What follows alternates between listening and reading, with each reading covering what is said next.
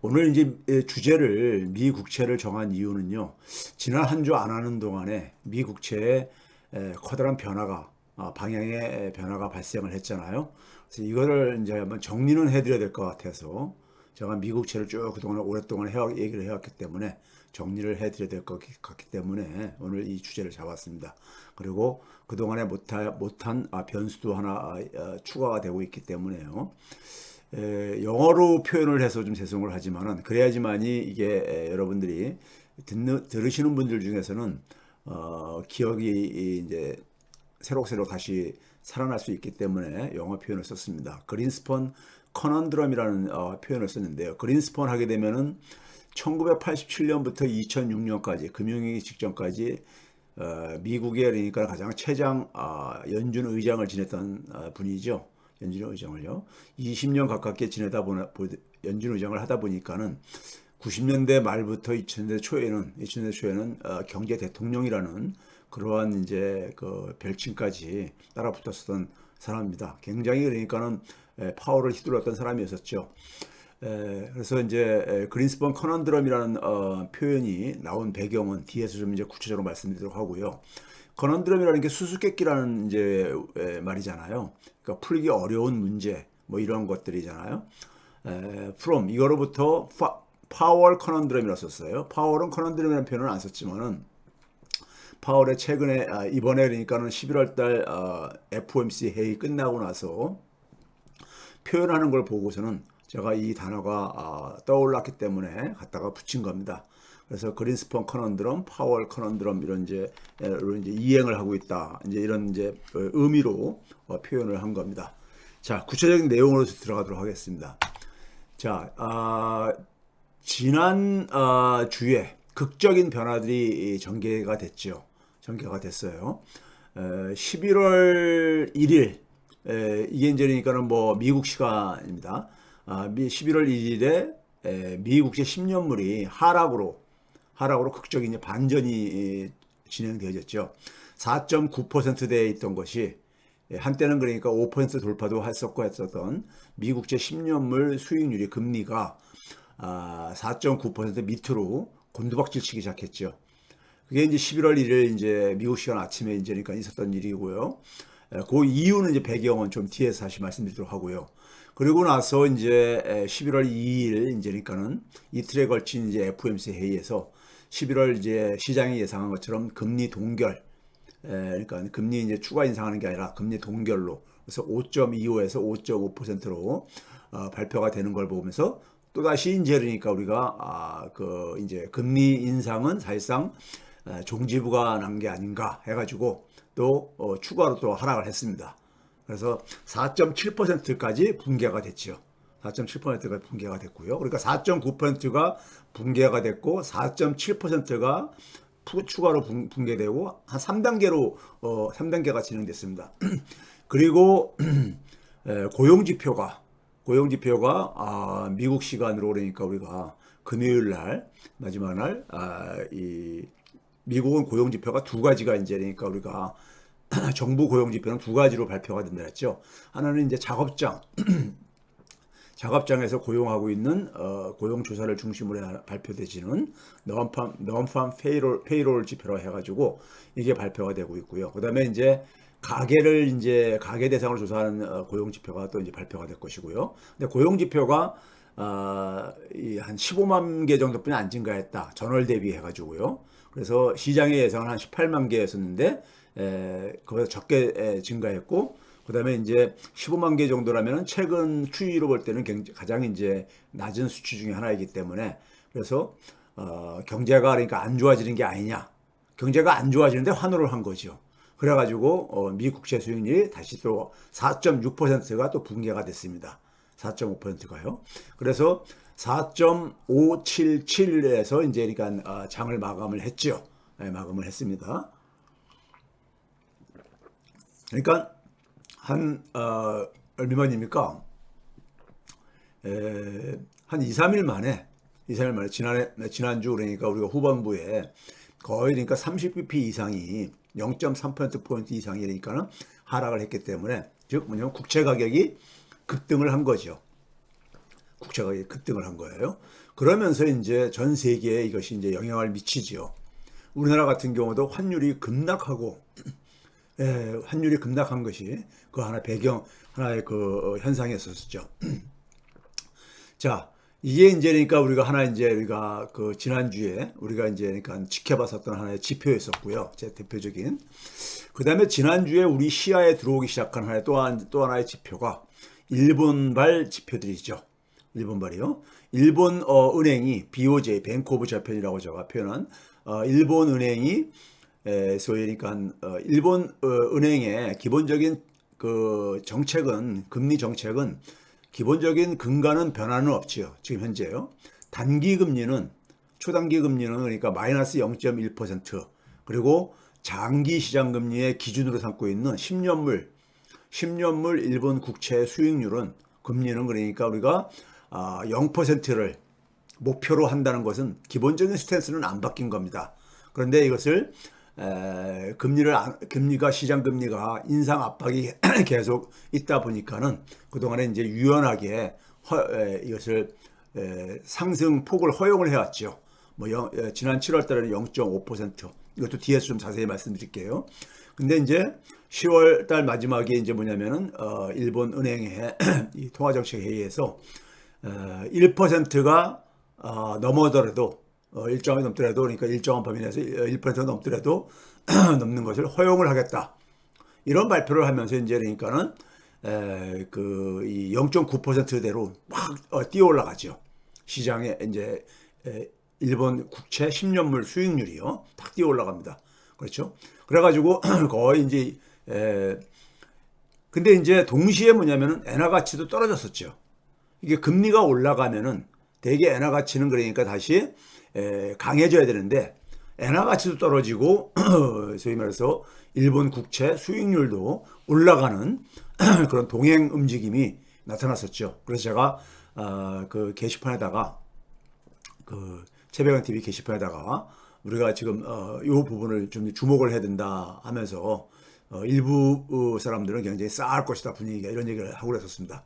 왜 그러냐면은 일본의 그 일본 주식에 투자한 분들 같은 경우에 있어서는 좀 이제 그러니까는 그 환손실이 생길 수 있는 부분이기 때문에요. 그래서 뱅크 오브 재팬이 일본 은행이니까는 일본 은행이 그 정책 시장 금리 상승 폭을 좀 유연하게 더 확대하면서 이제 그 일본의 그러니까 시장 금리를 상징적으로 보여주는 10년물 국채 금리가 0.9%를 넘어가지고 거의 그러니까 1%까지 막 그 근처까지 치솟았어요. 근데 이제 마찬가지로 일본도 11월 1일에 미국발 이제 그러니까 훈풍이 불어오면서 다시 이제 이게 그러니까 하락으로 국채 수익률이 하락. 그러니까 일본 국채 수익률이 0.9%의 초까지 쭉 하락을 해가지고 마감은 그러니까 0.922에서 마감을 했습니다. 그렇죠? 엔화 가치도 그러니까는 약간 영향을 받았었고요. 엔화 가치는 1% 넘는 것을 허용하고 난 이후에 엔화 가치가 그러니까 같이 하락을 했어요. 시장 금리가 그러니까는 상승하는 것을 허용을 했으면은 엔화 가치가 좀 이제 그러니까 강해져야 되는데 거꾸로 그러니까 엔화 가치가 그러니까는 같이 떨어졌죠. 이유는 뒤에서 말씀드리도록 할게요. 그래가지고 150엔을 돌파하고 심지어 151엔까지 돌파를 했었죠. 151엔까지도요. 그러다가 이제 미국채 10년물이 하락하고 난 이후에 다시 이제 그러니까 엔화 가치도 좀 약간 이제 안정세를 되찾으면서 150엔대까지 그러니까 쭉 떨어졌다가 이것도 그러니까 150엔이 잠깐 무너졌죠. 그래서 149엔, 149.37엔으로 마감을 했습니다. 이게 그러니까 미국발 훈풍이라고 표현하는 게 적합한지 모르겠지만은 미국채 가격이 상승한 하나의 그 결과들인 거고요. 자, 그다음에 제가 이제 파월 수수께끼라고 이제 그러니까 제가 한 표현은 뭐냐면요. 그리고 제가 이거를 2차 커넌드럼이다 이렇게 이제 부제목으로 다룬 이유는 뭐냐면요. 여러분들 중에 그러니까는 금융 현장에 계시거나 아니면 이제 그러니까 금융 경제에 대해서 공부를 하신 분들은 아는 용어겠지만은 일반 국민들은 경제라든가 금융에 대해서 배경 지식이 충분하지 않은 분들은 모르는 얘기일 수 있는데요. 2005년 초에요. 2005년 초로 기억을 하고 있습니다. 뒤에 다시 또 확인해 보겠지만은 연준의 당시의 의장이 누구였냐면 그린스펀이었습니다. 그린스펀이요. 그린스펀은 그러니까 최장인재 그러니까는 이 연준 의장도 한 20년 가깝게 했을 뿐만 아니라 정권이 바뀌어도 그러니까는 연준 의장 직위를 유지할 정도로 오랜 기간 동안에 소위 말해서 부시 시니어 부시죠. 부시부터 해가지고 그다음에 클린턴 8년뿐만 아니라 그리고 나서 아들 부시 주니어 부시까지 그러니까 우리가 그때까지 쭉 연준 의장을 하다가 금융위기 이제 직전에 이제 그러니까는 임기를 끝낸 그런 이제 연준 의장이죠. 근데 이 파월이래요. 그린스펀이 2005 중앙은행 총재들은요. 정기적으로 그러니까 국회에 가서 그러니까는 그 금융 상황이라든가 경제 상황에 대해서 보고할 의무를 갖고 있습니다. 그러다 보니까 이제 당시에 이제 그린스펀 같은 경우도 미국 의회에 가서 상원으로 기억하는데 상원에 가서 이제 그러니까 당시에 어떤 일이 있었냐면요. 미국의 금리 이제 그러니까는 역사를 잠깐 설명을 드려야 되는데요. 2000년대 초에 그러니까는 연준의 금리는 한 6.5%까지 이렇게 치솟아 올라갔었습니다. 90년대 말부터 쫙 올라가 가지고요. 그리고 이제 소위 말해서 그 닷컴 이 버블이 막 형성되어졌던 그 시기에 경기가 이제 막 뜨겁게 달아오르고 그러니까는 6.5% 올라갔다가 닷컴 버블이 이제 붕괴가 되죠. 꺼지죠. 그러면서 경기 침체가 오게 되죠. 경기 침체가 오면서 이제 그러니까는 6.5%였던 금리를 쫙 내려가지고 빠른 속도로 내리죠. 빠른 속도로 내려가지고 인하를 해가지고 2003년 6월 30일 2003년 그러니까 상반기가 마감하는 6월 30일에 1%까지 그 당시로는 가장 초저금리였었습니다. 초저금리였었어요. 그 당시에 이미 그러니까 일본은 그러니까 세계 경제 규모 2위였던 일본은 당시엔 중국이 아직 그러니까는 일본보다는 경제 규모가 작았을 때였었습니다. 일본이 세계 경제 규모 2위였었는데 일본은 그 당시에 장기 불황을 겪으면서 잃어버린 10년에서 잃어버린 20년이 계속 진행되어지면서 그 일본은행은 제로 금리가 당시에 지속할 때였었죠. 그리고 당시에 그리고 이제 심지어 뭐냐면은 아베 때보다는 약하지만은 소위 양적 완화도 하고 있을 무렵이었었죠. 그러니까 일본은 그러니까 기본적으로 돈을 많이 풀고 있던 이런 상황인데 미국이 그러니까는 고금리에서 1% 초저금리로 금리를 낮추면서 그러니까는 세계 그러니까 양대 그러니까는 2대 그러니까는 경제 규모 이 강국이 돈을 이제 풀기 시작합니다. 그게 이제 소위 말해서 글로벌 경제의 유동성을 폭발적으로 증가시키게 되죠. 글로벌 경제예요. 그래서 글로벌 유동성이 폭발적으로 증가를 했었고 그 결과가 뭐냐면은 당시에도 글로벌 주택시장에 강한 붐이 일어났었죠. 노무현 정권 때니까 우리가 집값이 굉장히 많이 올라갔었잖아요. 그때 이제 그러니까 한 요인이 이거였었습니다. 글로벌 유동성이 폭발했던 거예요. 글로벌 유동성이 폭발했었던 거죠. 그래가지고 미국 같은 경우는 2003년 6월 30일부터 딱 1년간 그러니까 그 다음에 2004년 상반기까지 1% 시대를 그러니까는 열었었죠. 초저금리 시대를요. 그래가지고 값싼 돈이 소위 말해서 이지머니가 시장에 많이 공급되다 보니까 미국의 이제 주택시장이 그냥 그러니까 막 이제 끌어오릅니다. 그래서 너무 이제 그러니까 끌어오르다 보니까는 이제 연준에서 걱정이 돼가지고 금리를 2004년 하반기부터 인상을 하기 시작하죠. 그때부터 0.25%씩 그 당시는 딱 0.25%씩 17차례면 딱 만 2년입니다.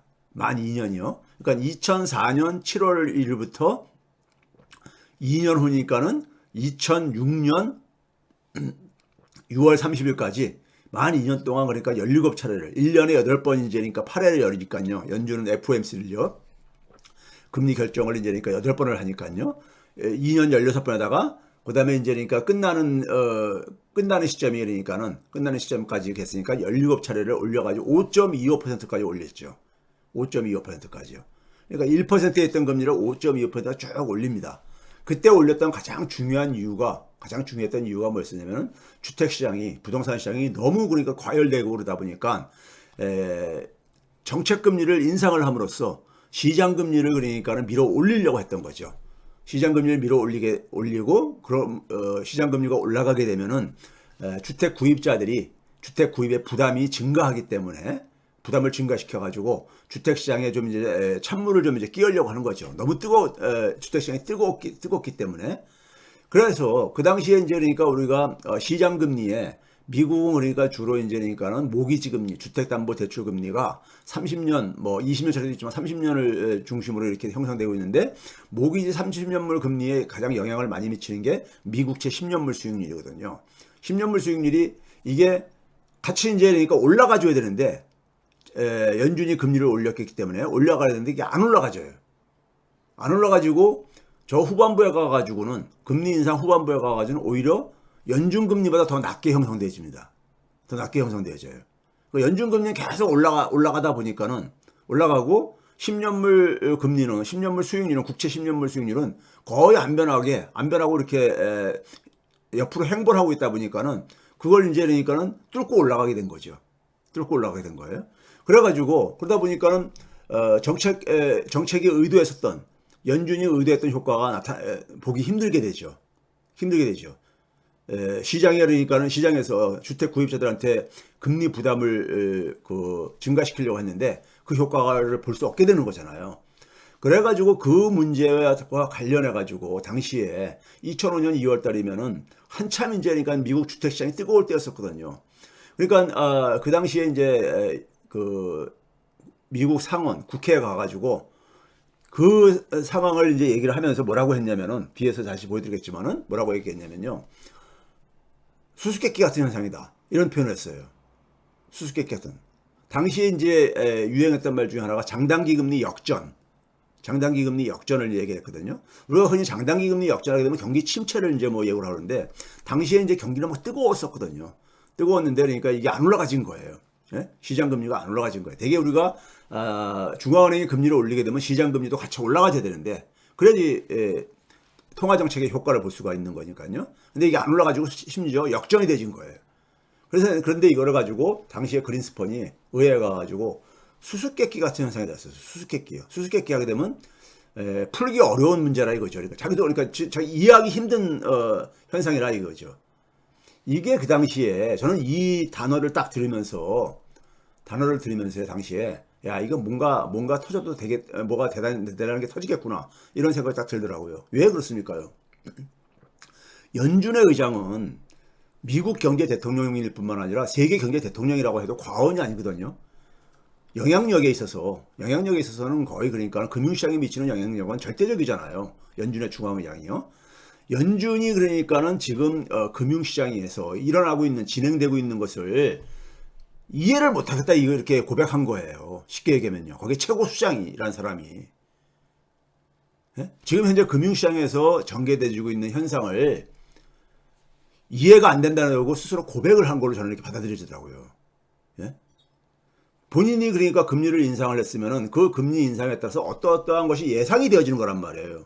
자기가 가지고 있는 지식, 자기가 가지고 있는 경험 이런 걸로 봤을 때 예상이 되어졌기 때문에 17차례나 금리를 인상을 한 거란 말이에요. 그런데 이걸 이제 커넌드럼, 수수께끼 같다고 이렇게 한 이유는 뭐냐면 잘 이해가 안 간다 이렇게 자백을 한 거예요. 고백을 한 겁니다. 이건 굉장히 큰 문제죠. 금융시장에서 벌어지고 있는 일을 누구보다도 많은 정보를 가지고 있는 금융시장에 대한 정보를 많이 가지고 있는 연준의 의장이 잘 모르겠다. 수수께끼 같다.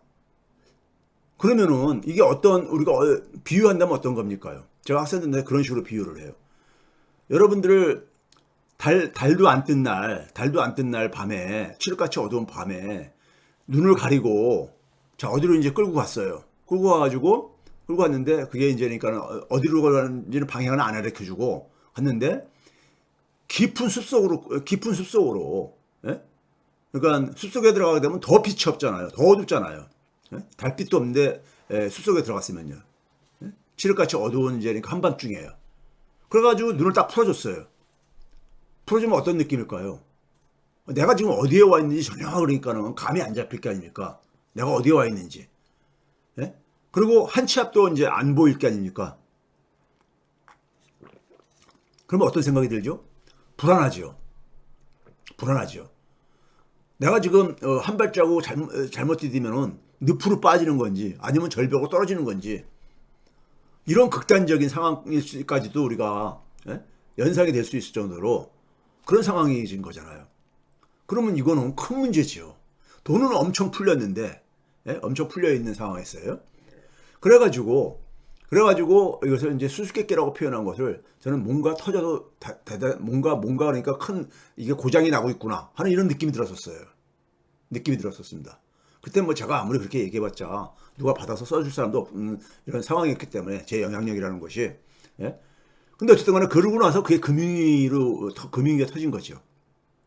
금융위기가 터진 거죠.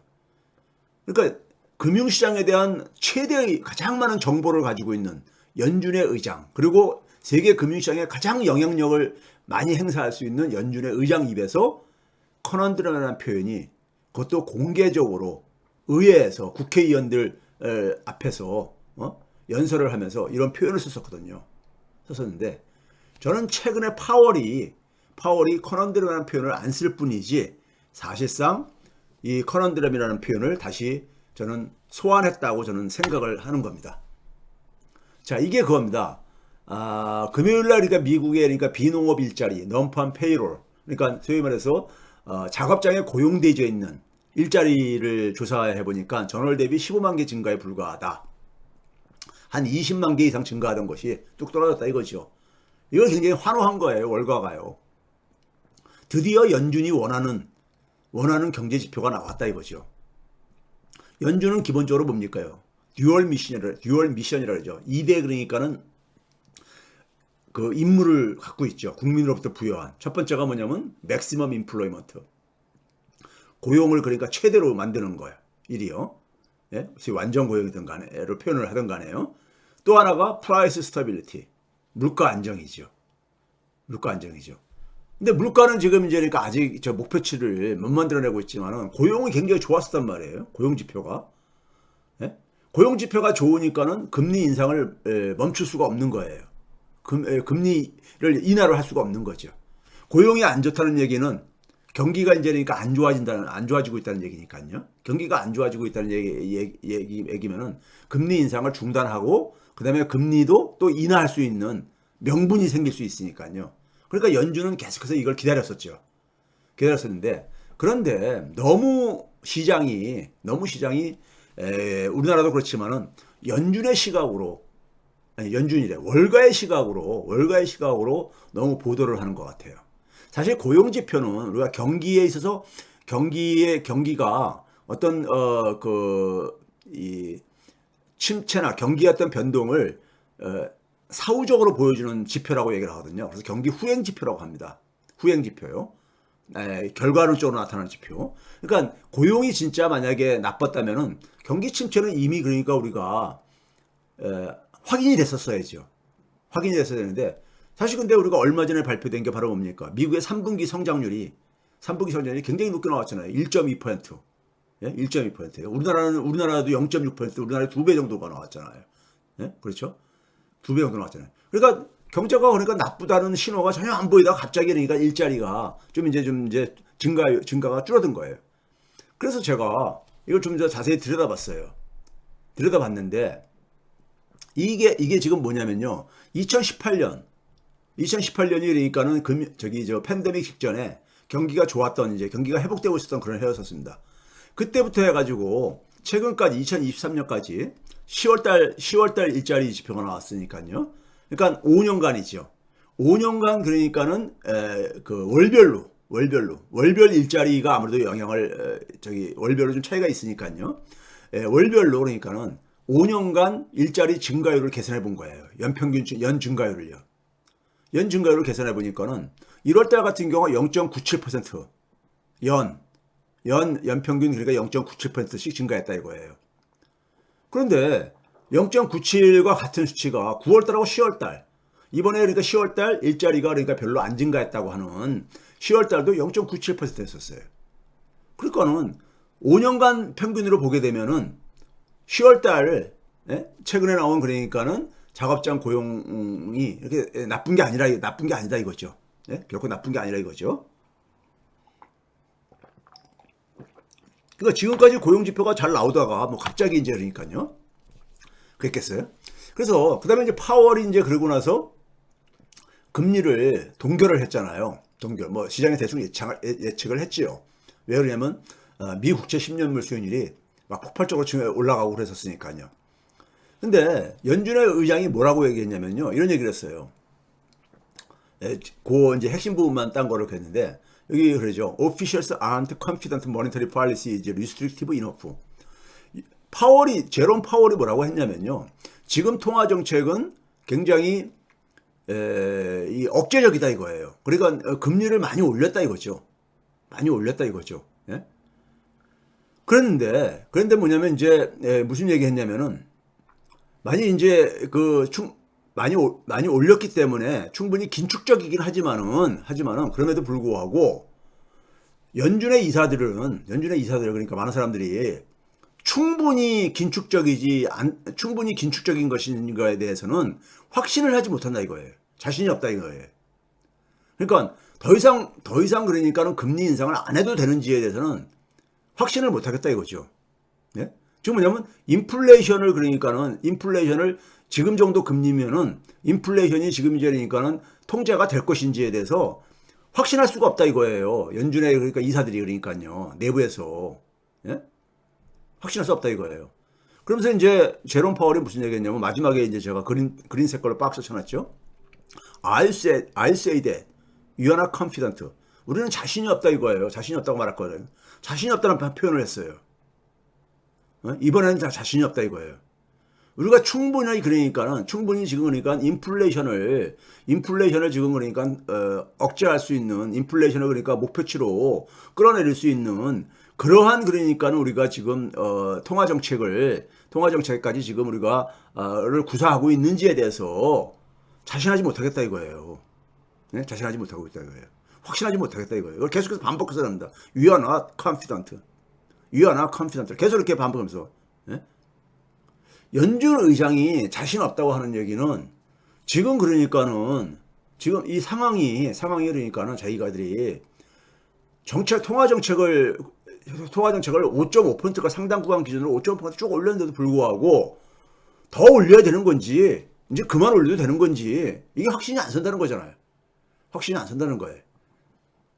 그러니까 지금 무슨 얘기입니까? 과거에 그러니까 2005년도에 그린스펀이 얘기했던 것처럼 통화 정책을 이게 부동산 시장을 좀 이제 그러니까 불을 좀 끌려고 펄펄 끓으니까는 물을 계속 견뎠는데 이게 시장 금리를 끌어올리지 못하고 오히려 그러니까 역전까지 되고 있는 상황 속에서 이런 일이 왜 일어나는지 자기도 잘 모르겠다 이런 얘기를 한 거를 저는 비슷한 상황이라 봐요. 그래서 이제 그린스펀의 금리 수수께끼를 이제 소환했다. 제가 이렇게 이제 해석을 합니다. 파월이. 이게 이제 그 MBC 뉴스에 당시에 나섰던 이게 이제 언제냐면 2005년 6월 9일인데 2월 달에 했던 거를 이제 그러니까 그 기사를 이제 그 당시까지도 계속해서 그린스펀이 씨름을 하고 있었기 때문에 2005년 그러니까 이게 2005년 맞죠? 2005년 6월 달이면은 한참 시장이 그러니까는 2005년 6월 9일이면 이제 금리를 마지막 올린 아니죠. 올리고 나가지고 한 1년 정도 지난 이런 상황이었었죠. 그리고 금융위기 이제 그러니까는 그 주택시장에서 문제가 생기기 한 1년 전 정도, 1년 내지 한 1년 반 정도, 2006년 말부터 그러니까 미국 주택시장에 부동산 시장에 문제가 드러나기 시작하니까요. 연체율이 이제 증가하고 이제 이런 것들이 나타나기 시작했으니까요. 그러니까 주택시장이 잡히지 않고 있으니까 MBC에서 뭐라고 했냐면은 금리 수수께끼하고 그린스펀이 씨름을 하고 있다. 예? 지금 금리를 쫙 해가지고 5.25%까지 상당히 많이 올렸는데 이게 그러니까는 그 효과를 못 보는 것을 이제 커넌드럼이라고 표현을 했었단 말이에요. 커넌드럼이라고 수수께끼 같다고 표현을 했었단 말이에요. 예? 그러니까 그거를 가지고 이제 그러니까는 이 당시에 금리 인상이 끝나지 않았던 때예요. 2005년 6월 3일이면요. 2005년 7월 1일까지 올렸었으니까 이제 거의 마지막 이제 그 시점이었었죠. 2004년 7월 1일부터 그러니까 금리를 인상하기 시작했었으니까요. 거의 이제 막바지 상황이었었죠. 막바지 상황. 금리 마지막 이제 인상을 놔둔 이제 그 직전의 상황이었었죠. 그때 기사 있는 겁니다. 그러니까 쫙 올렸는데 올리고 있는데 굉장히 많이 올리고 있는데 그러니까는 시장 금리가 안 올라가지니까는 당시에 2월달에 국회가 가지고 커넌드럼이라고 이런 표현을 썼는데 이거 씨름을 하고 있다 그린스펀이 이런 표현을 썼어요. 자, 그린스펀 수수께끼는요 연준에서 이제 그러니까 이제 연준 의장들이 어디 가서 이제 발표를 하거나 연설을 하거나 특히 이제 공식적인 행사장에서 의회라든가 이런 이제 공식적인 데서 하게 되면은 그 연설문이 이건 이제 의회 증언이죠. 의회 나가서 그러니까 증언을 하는 그래서 테스티모니라고 돼 있잖아요. 증언한 거기 때문에 연준에 이제 그러니까 이 글이 쫙 올라와 있습니다. 올라와 있어요. 여기 보시게 되면 테스티모니 오브 체어맨 앨런 그린스펀이라고 돼 있잖아요. 그린스펀 의장이 그러니까는 의회 증언문이죠. 증언문인데 이게 언제 있었던 겁니까요? 이게 뭐냐면 세마이 애뉴얼이었으니까는 1년에 그러니까 두 차례 통화 정책에 대해서 그러니까는 국회에다가 보고를 하게 돼 있습니다. 예?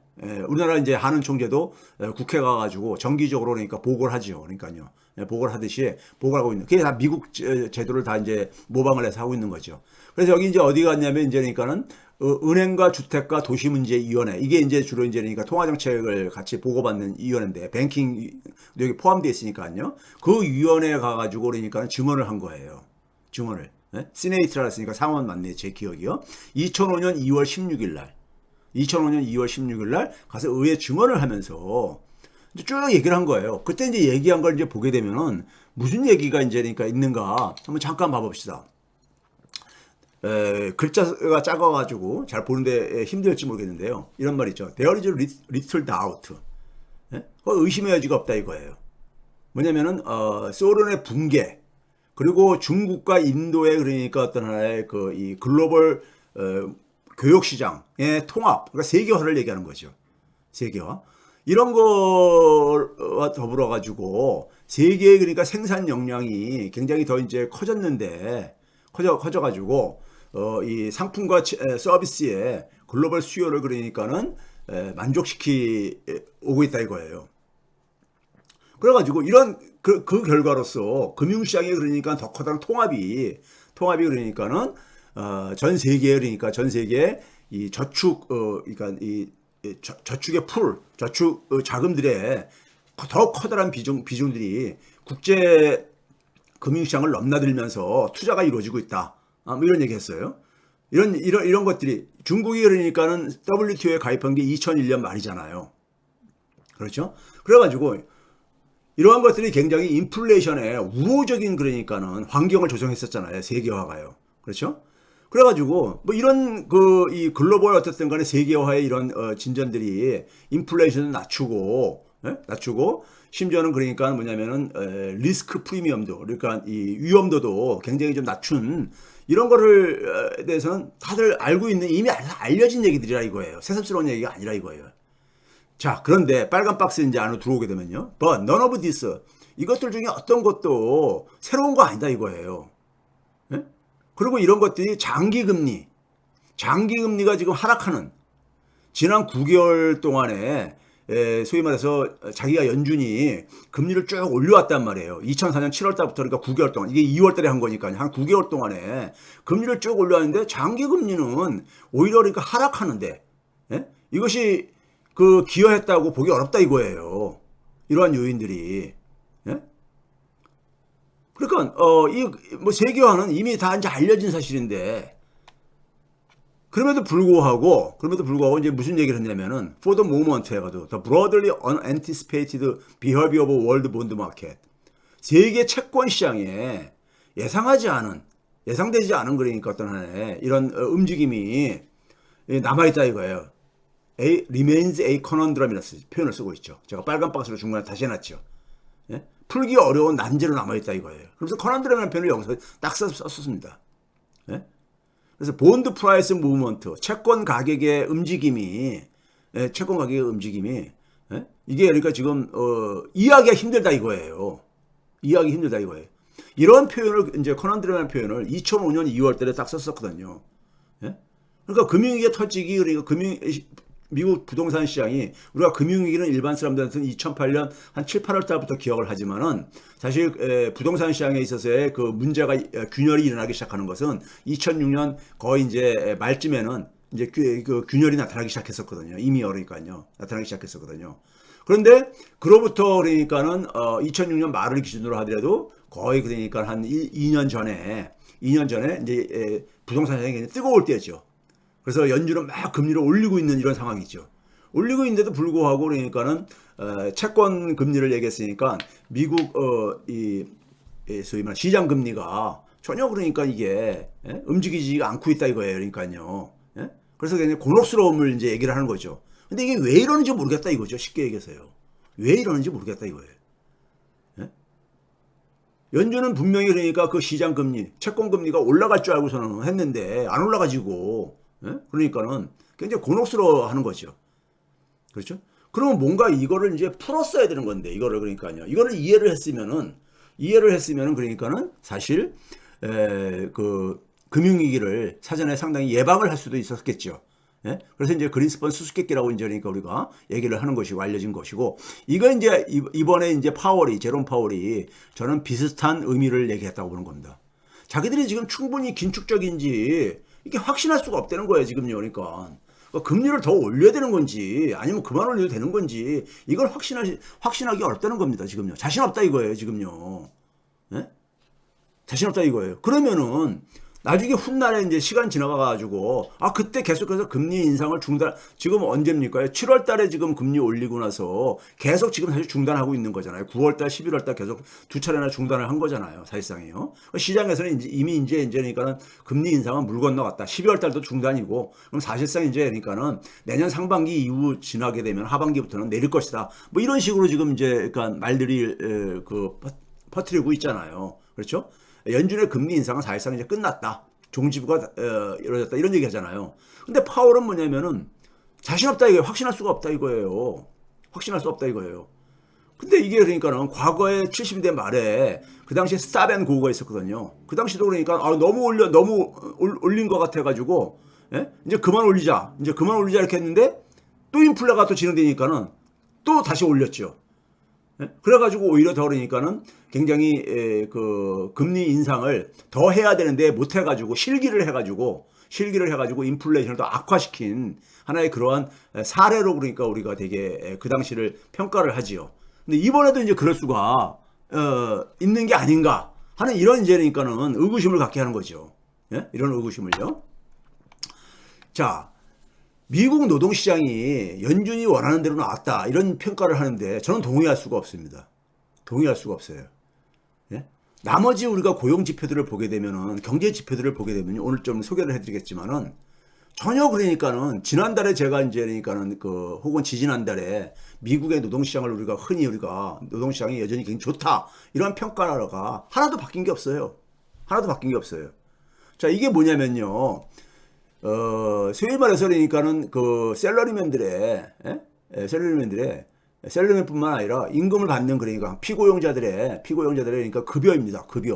급여하고 수당 저건데, 이 녹색으로 돼 있는 게, 짙은 녹색으로 돼 있는 게 급여고, 그 다음에 이제, 옅은 주황색까지 수당들인데, 이거 보시게 되면요.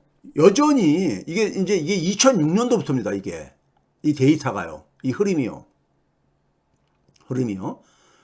저기 그러니까 최근에 그러니까 작년이 뭡니까? 2021년 경제활동이 복구되면서 이 고용이 확 폭발적으로 증가하면서 쫙 급여가 올라갔다가 인플레도 올라가가지고 올랐다가 좀 꺾이기 시작했지만은 작년 이제 그러니까는 봄 이후부터 좀 꺾이기 시작했지만 여전히 높잖아요.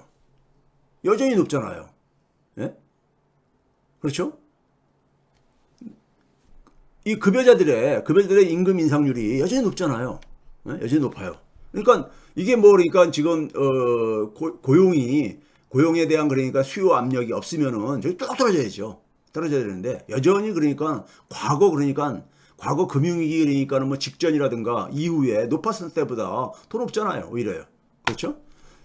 자, 이게 이제 그러니까는 이 민간 산업에 있어서 민간 산업 앞에 거는 민간 산업만 대상을 한 거고요. 이거는 뭐냐면 이제 그러니까 그 공공 영역 주정부하고 지방 정부에까지 합쳐 가지고를 계산을 한 거예요. 이것도 보게 되면은 마찬가지잖아요. 마찬가지로 그러니까 이것도 여전히 높잖아요. 높아요. 그렇죠? 여전히 높잖아요. 정부 사이드 같은 경우는 특히 그러니까 전혀 꺾일 생각이 별로 안 보이고 있고요. 그러니까 크게 꺾이지가 않고 있고요. 그렇죠? 높아요. 임금 증가율은요. 예? 그다음에 그러다 보니까는 미국의 그러니까 실질 개인 소비 지출 증가율입니다. 미국의 경제의 그러니까 3분의 2 이상을 그러니까는 이 개인 소비가 차지하고 있잖아요.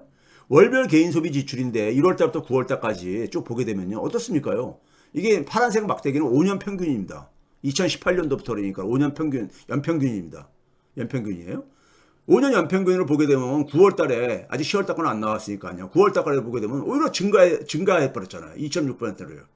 예? 그리고 1년 전 대비로 보더라도 2.4%예요. 그러니까 8월 달부터도 오히려 조금 올라갔잖아요. 개인 소비 지출이 전혀 안 죽고 있어요. 소비가 안 죽고 있어. 예? 안 죽고 있죠. 그렇죠? 자, 그 다음에 투자. 내수의 그러니까 양대축이 소비하고 투자인데 투자도 한번 봐보세요. 이것도 5년 연평균이 파란색이고요. 주황색이 그러니까 1년 전 대비 변화율입니다. 그런데 3분기, 이건 분기별 자료가 나오니까요. 분기별로 보게 되면 올해 3분기가 지난 5년간 연평균으로 봤을 때 전혀 그러니까는 이게 뚝 떨어졌다는 느낌이 하나도 안 들잖아요. 2분기가 1.83%고 1분기가 1.78%인데 3분기는 1.81%니까 연평균이요. 그다음에 전년 1년 전 대비로 할 때를 보게 되면은 오히려 1, 2분기보다도 1, 2분기에는 마이너스로 좀 떨어졌었는데 3분기는 오히려 그러니까 다시 반등을 하고 있잖아요. 3분기는 반등을 했잖아요. 예?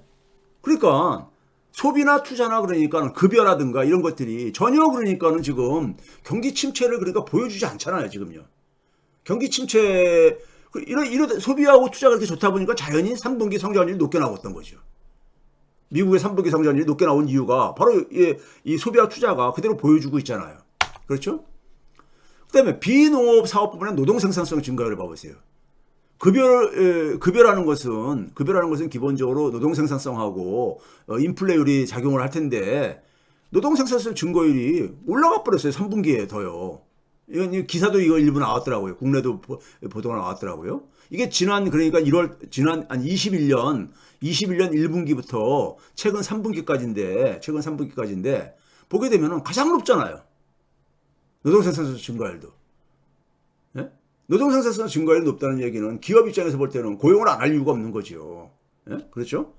그러니까 고용시장 지표가 그다음에 미국에 이제 그러니까 소위 말해서 팬데믹 때 현금 나눠준 것이 그리고 팬데믹 때 쓰지 못하던 돈들이 이게 이제 과잉 저축으로 그러니까 저축으로 강제가 되고 있었다 그러잖아요. 그래서 과잉 저축이라고 그러잖아요. 예?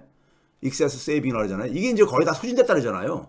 근데 소진돼가고는 있지만은 여전히 보게 되면요. 여전히 아직도 상태 남아있어요. 남아있는 상황이에요. 1조 달러 밑으로 좀 떨어지긴 했지만은 소진되고 있지만 여전히 남아있다 하는 것을 보여드리고 싶고요.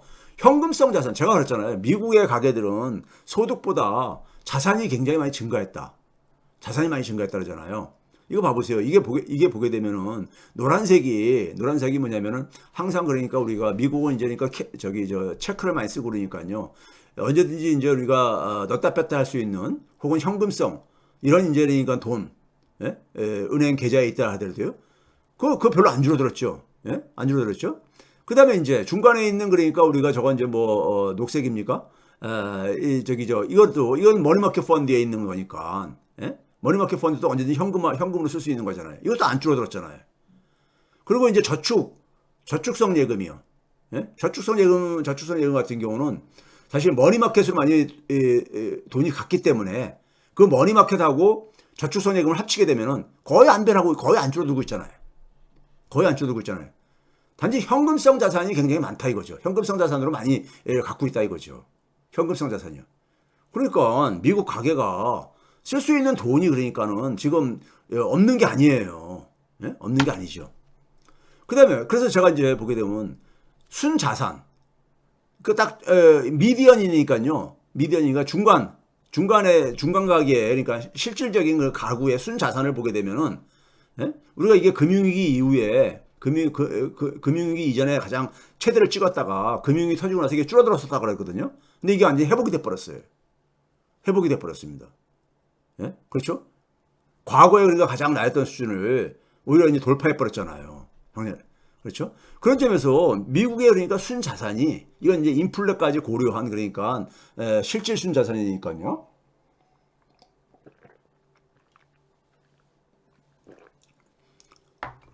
지금 미국 가계가 자산이 많이 증가했어요.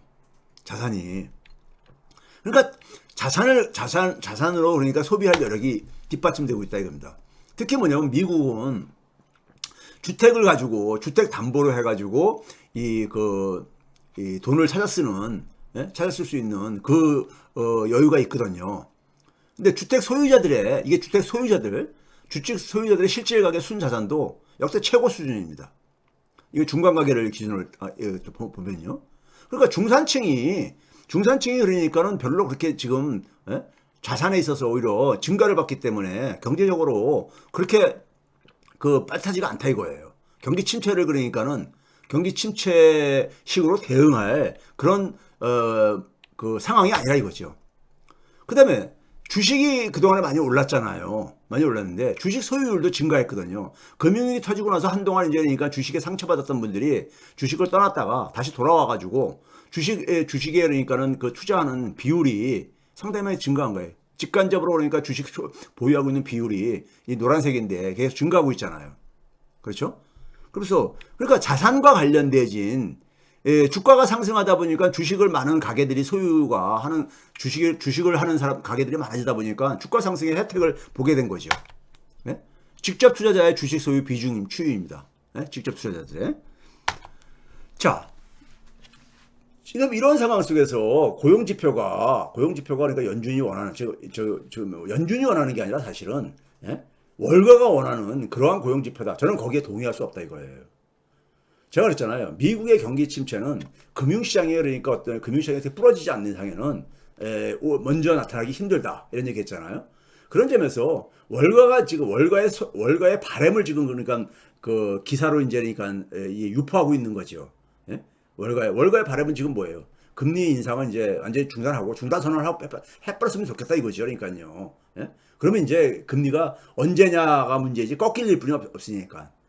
그래서 다시 그러니까는 시중에 금리에 대한 압박을 좀 덜어줬으면 좋겠다 이거잖아요. 자, 이번에 그다음에 이제 그러면 미국 국채 수익률이 뚝 떨어진 이유는 뭐냐? 연준의 역할이 아니었습니다. 연준을 너무 잘 아는 옐런 재무부 장관의 역할이었습니다. 옐런의 역할인데, 근데 저는 이제 기본적으로 뭐냐면은 이 옐런이 참 스마트한 여성이에요. 스마트한 여성이고 돈에 대해 잘 알고 있는 연준의 구조도 너무 잘 알고 있는 분이죠. 사실은 파월보다 더 스마트하죠. 파월은 사실은 전문가는 아니라고 저는 보고요. 원래 그 사람이 변호사 쪽 저거잖아요. 근데 하여간 이번에 이제 그 옐런이 한 것은 저는 시간 벌기라고 봅니다. 시간 벌기요. 근본적인 해결책이 아니라. 이번에 이제 그러니까는 우리가 10월 말에 미 국채가 한번 딱 꺾이게 된 하나의 출발점이 뭐였냐면요. 미국 재무부가 그러니까 뭐냐면 국채 발행 계획을 발표합니다. 이걸 이제 분기별로 발표를 해요. 발표하는데 10월 말에 이제 그러니까 이걸 발표를 했죠. 발표를 했어요. 소위 말해서 이제 재무부 이제 부장관이 이제 그러니까는 부장관이 이걸 이제 차관이 발표를 했죠. 발표했는데 분기별 그러니까 자기들 이제 그러니까 다시 만기가 돌아온 것을 다시 차환을 해야 되는 것도 있고, 뭐 추가로 발행하는 것도 있고 그러잖아요.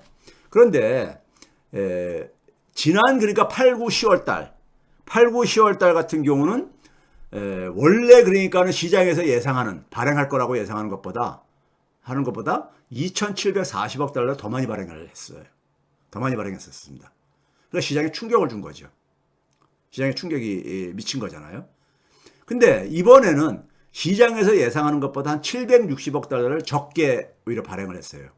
저기 맨 왼쪽에 주황색으로 네오 박스에 하는 게 바랍니다. 776, 이게 단위가 10억 달러이기 때문에 776이라는 게 7,760억 달러를 얘기하는 겁니다.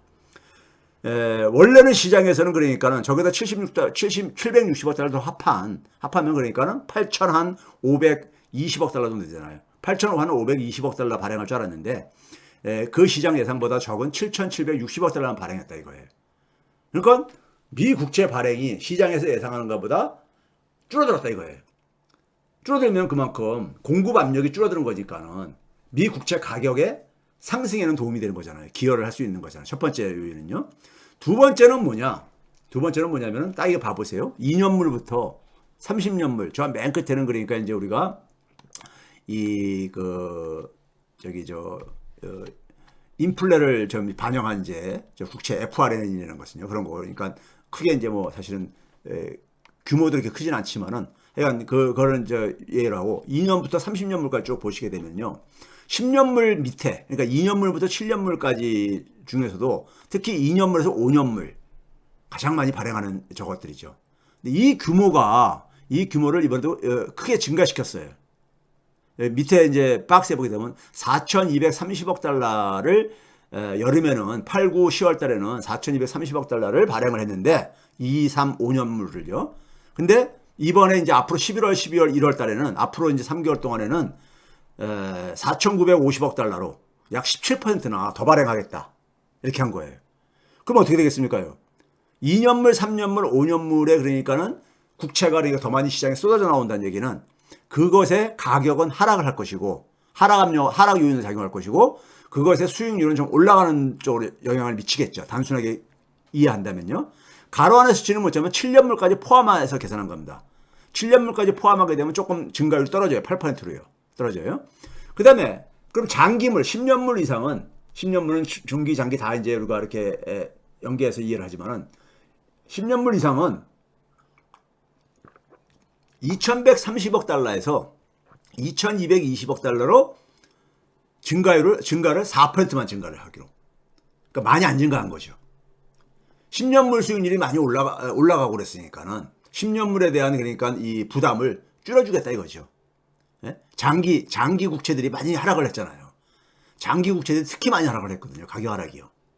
예? 장기 국채가요. 특히 많이 하락하다 보니까 그쪽에 그러니까 공급 이 압력을 줄여주겠다 이거죠. 그래서 4%만 증가하기로 했어요. 4%만. 이것 때문에 시장에서 그랬는데 문제는 뭐냐면은 타이밍이 참 절묘했죠. 이거를 발표하고 나서 바로 이어서 연준의 FOMC 회의가 있었어요. 타이밍이 절묘한 것보다도 맞춰서 사실 간 거죠. 그럼 연준에서 이제 그러니까 금리가 동결될 거라는 걸 거의 알고 연준의 금리는 그러니까 가장 영향을 미치는 것은 2년물, 3년물, 5년물 쪽이거든요. 그러니까 연준이 금리를 동결하게 되면 2년물, 3년물, 5년물은 이 국채 수익률은 별로 안 올라갈 거라고 본 거죠. 안 올라가니까는 그쪽에다가 많이 퍼부어도 국채를 많이 퍼부어도 별로 그러니까 영향을 상대적으로 그러니까 크게 안 미칠 것이다 이렇게 계산한 거죠. 굉장히 그러니까 소위 나쁘게 표현하면 잔머리 굴린 거고 어떻게 보면 굉장히 어쨌든 간에 그런 건데 근데 문제는 뭐냐면은 문제는요 그 다음입니다. 작년도 같은 기간하고 비교를 해봤어요. 작년도 같은 기간하고 위의 것은 작년입니다. 밑에 것은 앞에서 보여줬던 올해 거고요. 올해 거고 앞에서 보여줬던 거예요. 보게 되면은 작년도에 비해 가지고 작년도에는 그러니까 오히려 뭐였었습니까요? 단기물들을 2년, 3년, 5년, 7년 단기물들을 오히려 줄였었어요. 예? 줄였었죠. 그렇기 때문에 단기 수익률이 작년에 많이 올라갔었죠. 예? 올라갔었는데 그렇죠? 그리고 장기물은 그러니까 변화가 없었었죠. 근데 제가 주목하는 건 그게 아니라 절대 규모를 보세요. 규모를 보게 되면은 앞에 그럼 다시 보여드릴게요. 앞에서 뭐라 했었습니까요? 7,760억 달러를 이번에 이제 그러니까는 11월, 12월, 1월 달에는 7,760억 달러를 미 국채를 새로 발행을 하는데 발행을 하는데 이게 한 760억 달러가 줄어드는 거라 했잖아요. 7,660억 달러가. 그런데 이 7,760억 달러가 작년에 비하면은 굉장히 많이 증가한 거라 이거예요. 이것도. 그러니까 증가는 여전히 그러니까 지속되고 있다 이거예요. 미국채 발행 증가는요. 그런 점에서 이건 근본 해결책이 아니죠. 국채 발행이 급증하고 있는 것은 전혀 바뀌지가 않고 있다 이거예요. 단지 뭐냐면은 좀 쉬었다 가는 거죠. 지난 8, 9, 10월 달에 비해서 국채 발행 물량을 좀 이제 그러니까는 상대적으로 좀 줄임으로써 그 대신 그게 그 다음에는 다시 또 늘어날 수밖에 없잖아요. 그러면요. 지금 이제 미국 정부가 연방 정부가 굉장히 지금 씨름하고 있는 게 뭡니까요? 의회 예산안, 내년도 예산안을 지금 완전히 합의를 못 봤잖아요. 공화당하고 민주당하고요. 공화당 같은 경우 이번에 그러니까는 하원에서 어떤 짓까지 했습니까? 이스라엘에 대한 그러니까 군비 지원은 예산에 증액을 해주는 대신에 우크라이나의 군비 지원은 아예 삭감해 버렸잖아요. 그게 이제 상원은 이제 민주당이 지배하고 있다 보니까 상원에서는 그러니까 그게 통과되기 힘들 거다. 지금 이제 한시적으로 그러니까는 한시적으로 지금 이 예산을 쓰고 있는데 내년도 예산안이 지금 아직 확정된 게 아니잖아요. 지금요. 확정이 안 된 상태 속에서 어차피 그러니까 지금 이제 미국 재무부 입장에서는 좀 거기에 이제 그러니까는 좀 제스처도 취해야 되고 국채 시장에 그러니까 압력도 좀 이제 그러니까 피해가고 싶고 이런 여러 가지를 그러니까는 꾀를 짜낸 거죠. 꾀를 짜내가지고 현실에 이제 그러니까 부합하면서요. 그래서 근데 여전히 국채 공급 물량은 미국의 재정 구조에서 비롯되어지는 것이지 기본적으로 그러니까 줄이는 건 불가능한 거다 이거죠. 그런 점에서 뒤로 미룬 거죠. 뒤로 미룬 거예요. 그리고 국채의 이 종류를 조금 더 이제 그러니까 매니플레이트를 한 거죠. 좀 조절을 한 거죠. 단기물을 많이 증가하고 장기물을 좀 이제 상대적으로 덜 증가시키는 방법으로요. 그렇죠? 그런 식으로 해가지고 한 거죠. 왜 그러냐면 장기물도 그러니까는 수익률이 많이 올라가다 보니까는 장기물을 많이 발행하는 메리트가 별로 이제 좀 줄어든 거죠. 줄어든 면도 있죠. 단기물 같은 경우는 금리가 높았었는데 그를 이제 그러니까 이제 장기물이 올라가짐으로써 그 메리트도 없어지다 보니까는 좀 이렇게 소위 말해서 잔깨를 이제 쓴 거죠. 그래서 저는 이거 시간 벌기라고 봅니다. 시간 벌기에 불과하다. 문제를 그러니까 잠깐 일단 뒤로 미루기 위해서 한 거다 이거죠.